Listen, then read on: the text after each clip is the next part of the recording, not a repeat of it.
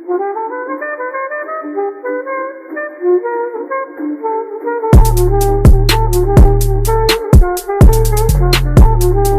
back to my YouTube channel. Today I've got a new video for you guys. Today I'm going to be talking about why I think racism in football is still prevalent today, especially in England. Today I'm just going to be talking about England. I know we could talk about the whole world and it'd be a long conversation, but I'm just going to focus on England today and why I think that racism in football is something that is still very prevalent.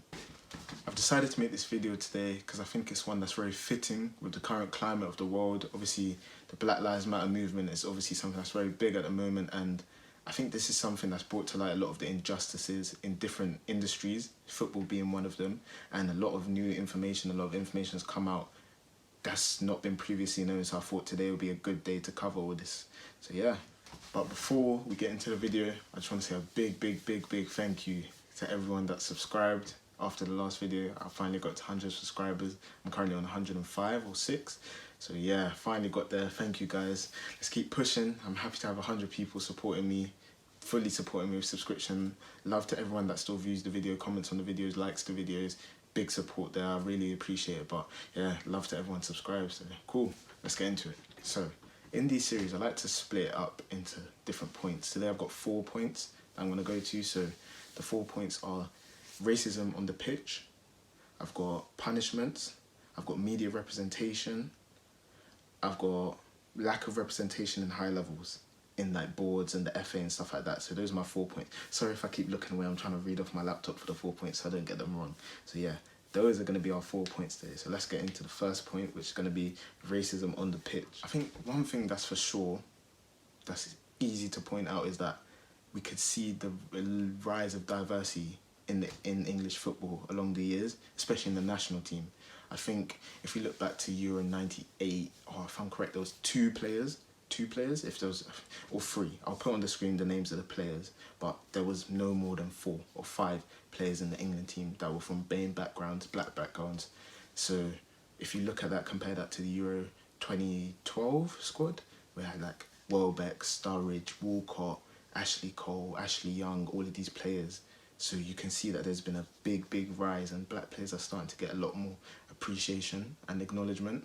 And even if you look at the England team now, with all the people breaking through, Sterling, Tammy Abraham, Jadon Sancho, Loftus-Cheek, all these people, and Hudson-Odoi, Reece James, Wan-Bissaka, who haven't even got into the team yet fully, but are still big names in English football. So you can see that there's been a lot of change and a lot of diversity in the England squad. So that's why, to me, it's still a bit confusing as to why racism is going on. And it also links to my first point, which is about racism on the pitch. And when I say racism on the pitch, I'm not necessarily talking about between players. I'm more talking about the fan abuse that players are receiving while they're on the pitch. So I've got 2 specific instances. I've got Rudiger and I've got Raheem Sterling, which were 2 big cases in the media. I think Raheem Sterling's one was against Chelsea, and he went to take a throw-in, and fans were shouting racial abuse at him. I'm not sure if the specific thing they said was leaked or was put out there by the media, but there was definitely racial comments thrown, and I think the way he handled himself was really good. Considering he's a big role model to a lot of people, he's a big figure for England, and he just laughed it off. He didn't think anything of it, he didn't respond, he didn't retaliate. You can see other players, not that there's anything wrong with it, have retaliated. Like if you look at Dele Alli, it happened to him, and when they were playing against Arsenal, it happened to him, and he went and he responded to the fans with gestures about what the score was and stuff like that. But you could see Raheem Sterling kept professional, he just got on with the game and he let the FA deal with it. Well, we'll go into punishments later, but I think that's one example of a good punishment, but there's some examples of some ones that aren't so good. But yeah, Rudiger as well. I think monkey chants were being shouted at Rudiger while he's playing for Chelsea. I'm not too sure against what team. I'll put that up there as well for you guys. But you can see like it's still going on. And these are just the 2 that have been talked about in the media a lot. It's going on every game. This is just Premier League. If you look at lower leagues, League Championship, League 1, League 2, and then even lower than that in the non-league football, like it's still something that's very prevalent. And I can even put a list. I'll put a list of names of different players that have been racially abused in recent years, just to show you, put things in perspective, show you that, wow, this thing's actually still going on. But yeah, those are just 2 players. To think if I list all of them, I'll be here for a long time. But it's just to show that a lot of people are quick to say that racism is no longer in football. But if it's not until you're in the crowd and you're hearing the chants and the things that people are saying where you think, wow, it's actually bad. And there's still people with these attitudes, which is it's confusing as to why they have these attitudes, but they still do. So yeah. So my next point is punishments. I've got 2 examples for this as well. I've got England versus Montenegro in the international match, which is outside of England, but it's still going to England, so we'll let that one slide. And the other one is Rudiger, which I previously talked about in the last point. His punishment, the punishment that Tottenham, the punishment that Tottenham received when they were racist to him and they were doing monkey charts and stuff. So I think England versus Montenegro was 2019. In March time, 2019, they went to Montenegro, they won 5-1. It was a thrashing. Like, it was a really, really good game by England, but I think a lot of people came out of that game and they weren't happy. Well, the England players certainly weren't happy. You would think they'd be happy after winning 5-1, but they weren't. And I think that was down to the racism and the Nazi salutes and the chants and things people were receiving. Hudson-Odoi was getting targeted a lot during that game. He's only, 18, 19, so he's still a boy. Imagine being a boy, playing for your country, going to another country just to get howled at with abuse for no reason, apart from your skin colour. Like, that's so unfair. And to think that that had to happen to him was despicable, to be honest. But what was even worse was the punishment that was received by him. If you look at what happened, FIFA only gave Montenegro, they were ordered to play 1 game behind closed doors, and that was it. And to put that in perspective, I'm going to put some other punishments that people have got for doing lesser, violations than that. So to think that they only got 1 game behind closed doors was madness. It was, I don't understand it. And Rudiger against Tottenham, when the monkey charts came out, Tottenham's punishment was nothing. I don't think they found any evidence. They found no evidence about it, so Tottenham weren't punished. FA said that they would reopen the investigation, but there wasn't enough evidence for anything to happen, so that one just got left and brushed under the covers. So that's just two again, only 2 examples. I'm going to do 2 examples, I think, for each. That's just 2 examples of how you can see that it's still prevalent and it's still heavy in football. There's so many more that I could go into, but I don't want to keep you guys for too long. I don't want to waste too much time, but... So, the next point was media representation. Yeah, I got that then. The next point is media representation. This is a big thing that's been going on for ages now, a long time, and still nothing has really changed. If you guys know, I do write a blog, and I wrote a blog post about this in either 2019 or 18. I wrote a blog post about it with my experiences as well. So for going more depth about my experiences, you can go and read that. I'll put the link in the description if you guys to go and read that. But I won't go too deep into my experiences today. I'll just talk about the facts today. And yeah, so media representation of players is one that's been, it's been bad to say the least in recent times. If you compare the white players versus the black players and how the media represents them, and that's just football. If we go into royal family, everything, that's a long story.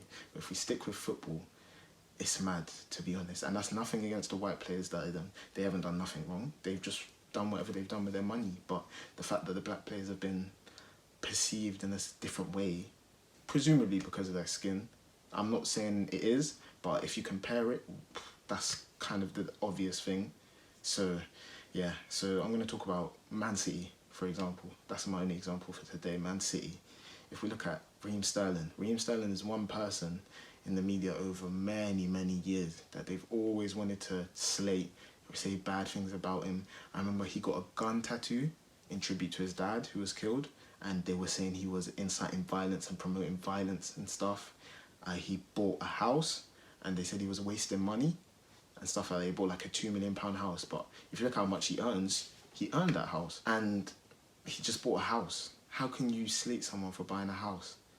It doesn't make sense to me. And if you compare that, that's just one. That's just Raheem Sterling as a player.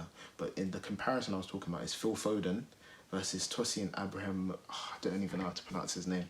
I don't even want to slate his name. I'm Nigerian. I should know his name, but I can't even pronounce it right now. I'm just gonna put his name there because I don't want anyone to get onto me for saying his name wrong. So Tosin, let's just say Tosin, also plays for Man City. They're both under 23s players.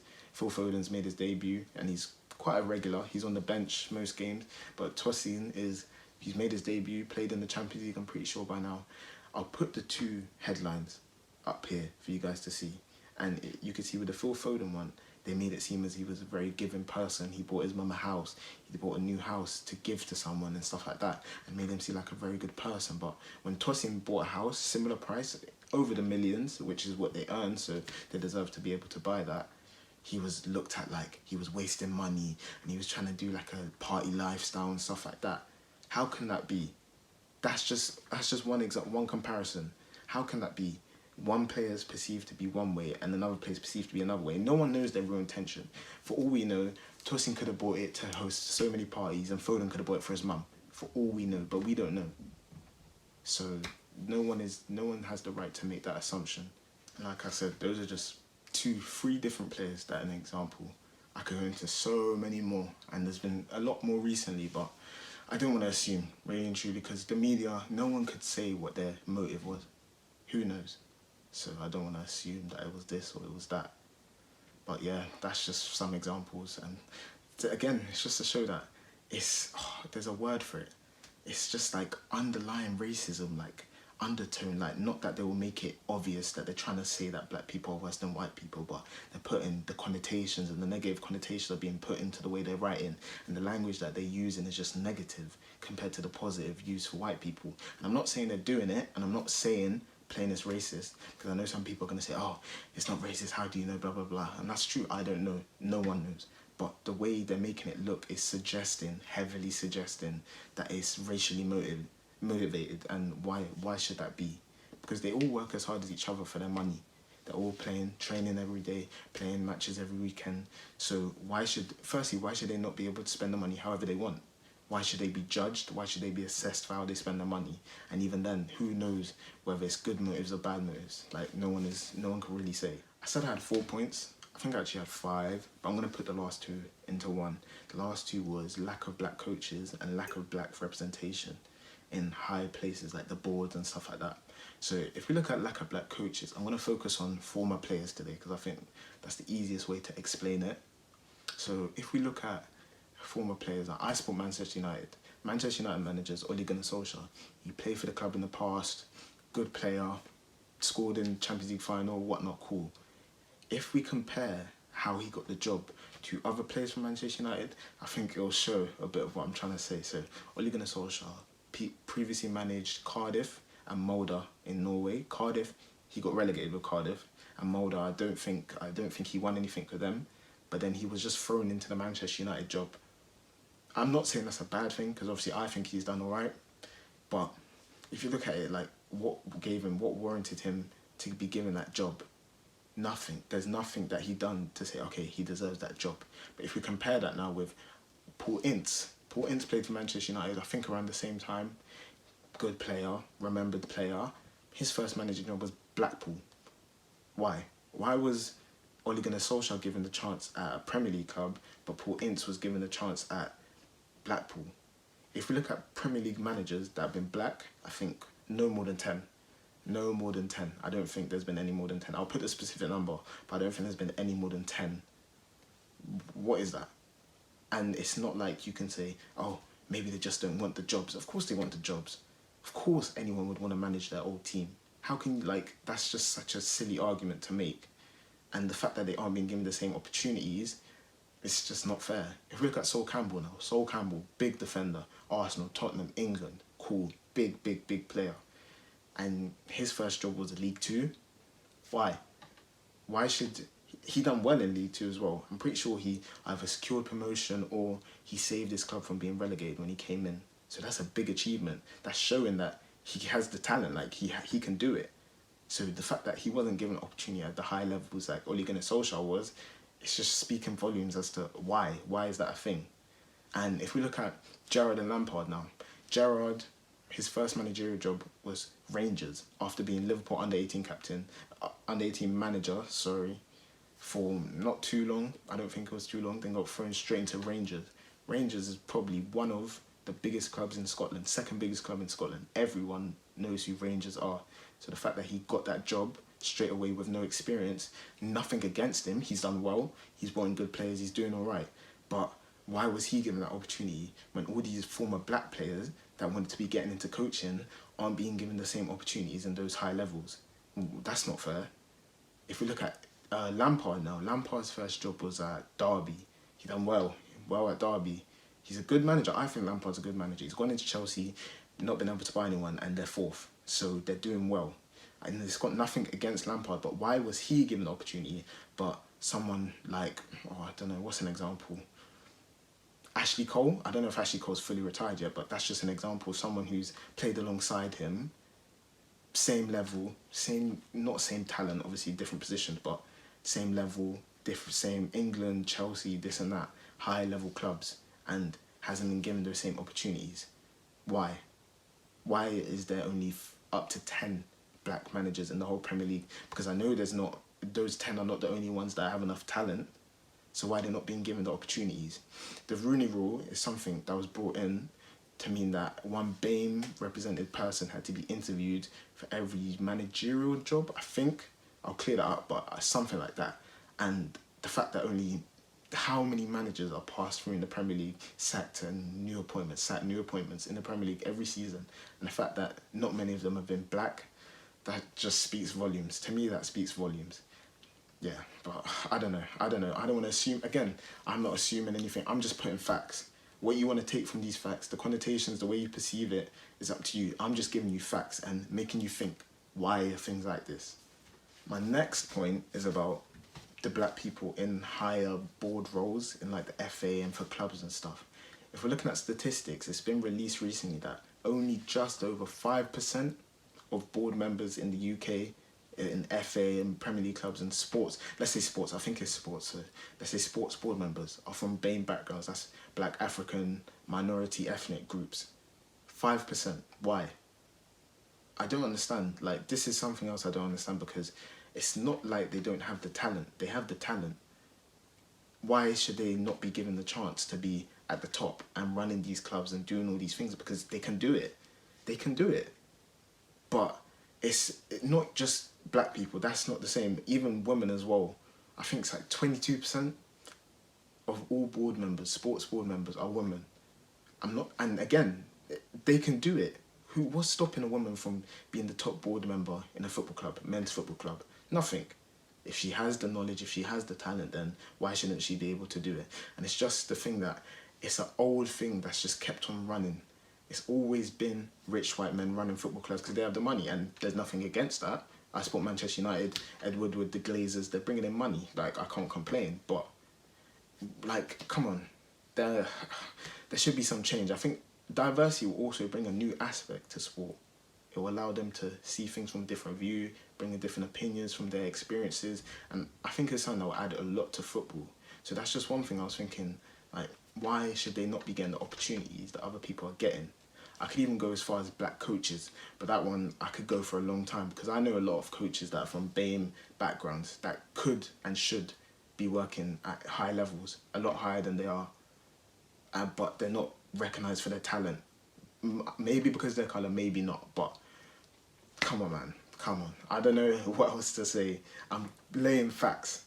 If people still don't believe it's a racial thing, that's fine. Everyone's entitled to their opinion, but to me, something just doesn't seem right. And I just thought I wanted to address it with you guys. Like, come on, that's not just over 5% in all sports. That's all sports in the UK, board members, 5%. Think about how many boards there are in football alone. Don't think rugby, don't think tennis, or I don't know, cricket clubs. But yeah, man, I don't know. That's just mad to me. So yeah, those are my 4 or 5 points about why I think racism is still prevalent in today's football world. If you guys have any opinions on it, leave in the comments. I don't know, message me. You have my social are going to be down there. Message me if you want to talk about it. I love to have discussion with someone who agrees with me or differs in opinion with me. I want to have this discussion because I want to see what other people's viewpoints are. See if I can learn from people about things I maybe didn't know after looking on the internet.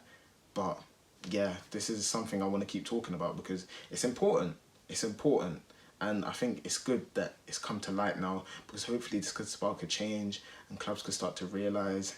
And yeah, also I'm going to link in the description, hopefully it's out by tomorrow, but Spencer FC is a known channel on YouTube, does football content, did a live stream on Friday about this sort of thing as well. I'll leave the link to the live stream because I think he articulated it a lot better than I did. He got a lot more facts in there as well, and he's an adult, so he knows what he's talking about, and he's a white adult, so it's good to see, coming from my experience of me feeling the pain of these people, not like physically, because obviously I'm not ex-footballer or whatever, but seeing this, because of their skin colour, this happening to them, I